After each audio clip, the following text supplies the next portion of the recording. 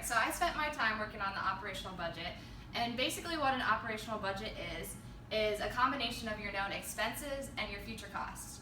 I spread these out into individual months, so this is going to help you predict your future income for the month and over the course of the year. It's really important to look at this because it shows what you're going to make compared to what your sales have and what you have budgeted for expenses. So how you're going to use this. You're going to look at this monthly to understand where your expenses are going and kind of what you project for sales. You need to make adjustments. Maybe you expect more sales one month than you expected, and this is going to help you have a profit compared to a loss. And then at the end of the year, kind of look at this and see, what did I do this year? Did I do well compared to what I thought I was going to do? Kind of have multiple budgets and running to see where you are and what you made for your profit. So here's year one. Since you're only in business from May to December, I only did it for these months. I used the numbers that you had on projected, Latricia, for your sales, and this is what you expected to make just based on your income. Now, these expenses I took from your projections and a little bit of what I saw needed.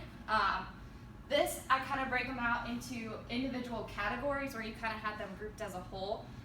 It really helps to see where your money's going and where maybe you need to cut back or maybe you need to spend more. And then at the end here, it predicts whether you're going to have an income of a profit or a loss. The red means a loss. Now, one thing to consider here is even though you have a loss for the month, that does not mean you have a loss of money in your bank. I mean, you do, but this is only projecting what you make from your sales and expenses. So don't be discouraged by a loss because this is going to happen, especially in the first few months. But other than that, you're looking pretty good here for profit. I kind of broke it down. Some of your biggest expenses here are advertisement, but you knew this because you were going to do the road shows and stuff. But when you look at the end game here, kind of consider where you're spending your money. So maybe the first month, you can't put as much money into your advertising, and maybe you need to spend a little less that month. But everything else, I kind of allocated per month what you stated and what I saw. Rent per month, you have about $250 per month that you had stated. Some things that I found on my own. Utilities, they said that about $200 per month is the rule of thumb. And since you're only renting a little bit, I kind of put that down to $150 per month. Another big one that I thought was necessary was this income tax expense. Everybody has this income tax expense. For businesses, it's about 15% of your yearly income. So you need to allocate per month what you're going to have expense in your income expense. And then this will help see whether you have a profit or loss. Year two looks a lot better. Same sales projections that you had.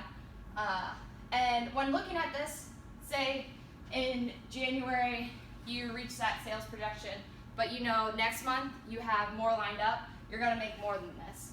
You can change this to see where you're going to be at, where you can spend your money, and you'll have a higher profit. Same with expenses. Per year, everything sort of goes up about 5%. So same with utilities, I pulled that up to about 5% more than you had originally. Same with rent.